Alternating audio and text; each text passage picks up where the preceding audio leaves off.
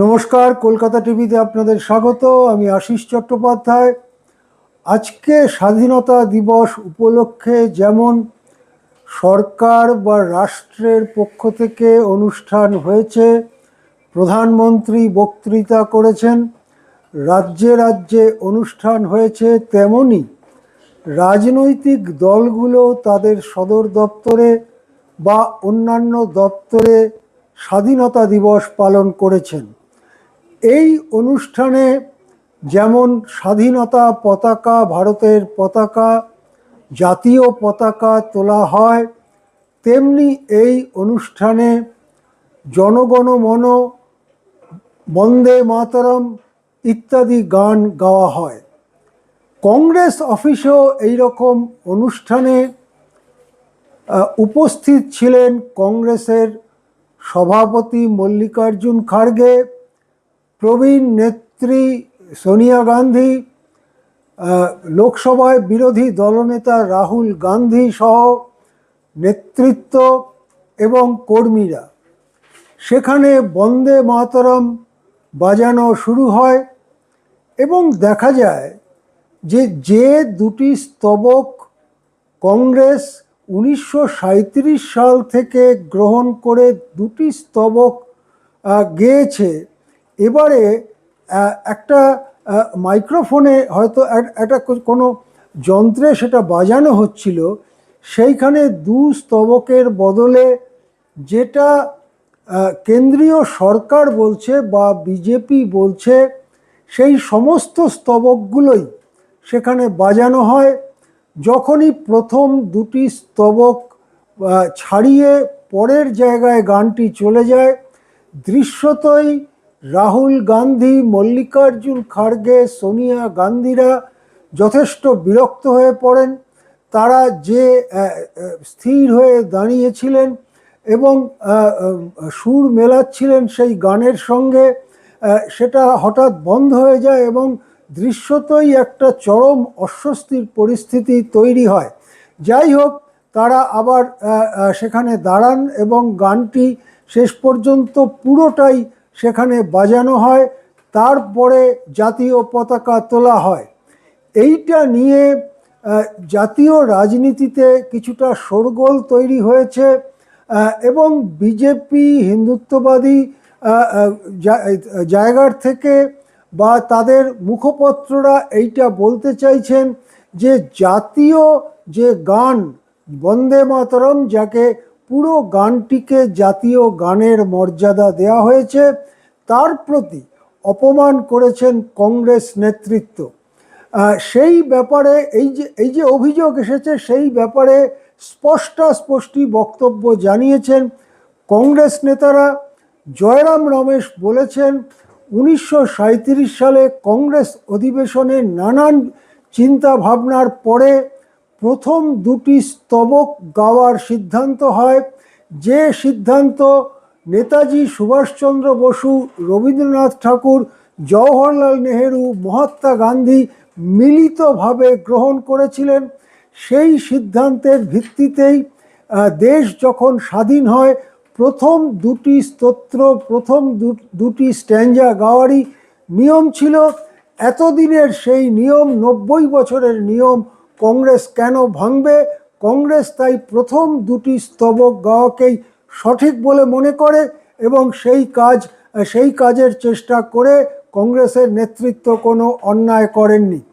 আমরা সকলেই জানি যে স্বাধীনতা আন্দোলনের সময় বন্দে মাতরম, বিশেষ করে বন্দে মাতরমের প্রথম 2-3টি লাইন অতি জনপ্রিয় হয়েছিল স্বাধীনতা সংগ্রামীদের কাছে।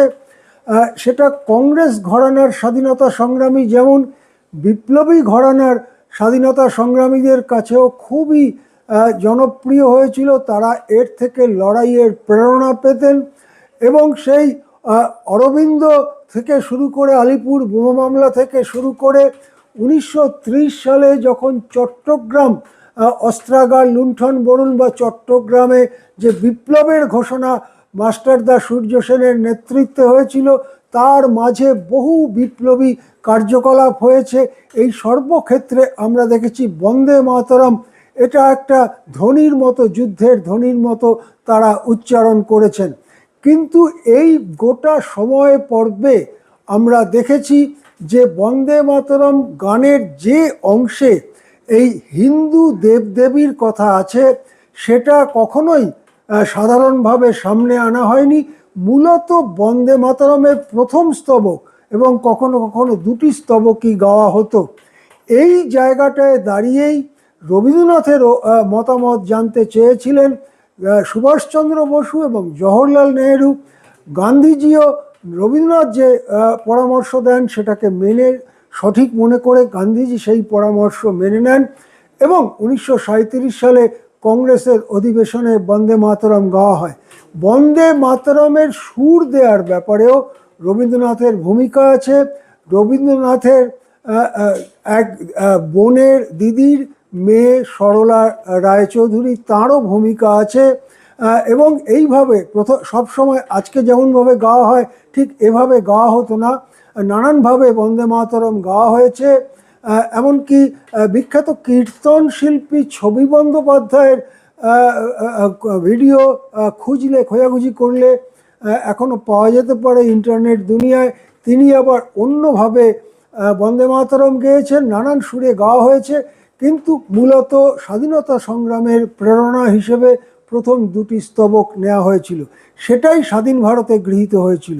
সেই জিনিসটাকে ভেঙে জিনিসটার মধ্যে হিন্দু দেবদেবীর ধারণা এনে জিনিসটার মধ্যে একটা সাম্প্রদায়িক রং দেবার জন্যই পুরো গানটি গাইবার যে ফতোয়া দেওয়া হয়েছে কেন্দ্রীয় সরকারের পক্ষ থেকে। বন্দে মাতরমের 6টি স্তবকই গাইতে হবে এই যে নির্দেশ, সেই নির্দেশের মধ্য দিয়ে বন্দে মাতরমের মধ্যে যে হিন্দু দেবদেবীর কল্পনা করা হয়েছে তার মাধ্যমে একটা সাম্প্রদায়িকতা তৈরি করবার চেষ্টাই হিন্দুত্ববাদীরা করছে, তার বিরোধিতা করছে কংগ্রেস। সুতরাং কংগ্রেসের যে কথা সেটা স্বাধীনতা সংগ্রামের যে মূল আত্মা, স্বাধীনতা সংগ্রামের যে মূল স্পিরিট, তার সঙ্গে সঙ্গতিপূর্ণ। সেই কাজ করতে চেয়েছিলেন, কিন্তু জানি না কারা সেই বাজানোর দায়িত্বে ছিলেন, তারা কোত্থেকেই বা এলেন এবং কীরকম দক্ষতার পরিচয় কংগ্রেসের কেন্দ্রীয় অফিসে দেওয়া হয় যে পুরো গানটি সেখানে বাজিয়ে দেওয়া হয়, সেটা সম্পর্কে আমার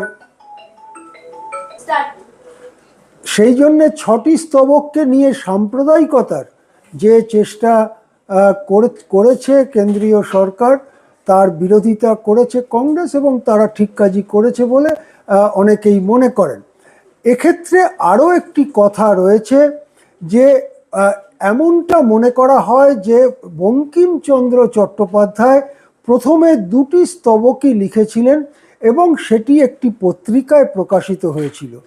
পরবর্তীকালে তিনি যখন আনন্দমঠ উপন্যাস লেখার হাত দেন তখন সেই উপন্যাসের গল্পের প্রয়োজনে তিনি সেই দুটি স্তবকের পরে আরও কয়েকটি স্তবক যোগ করেন।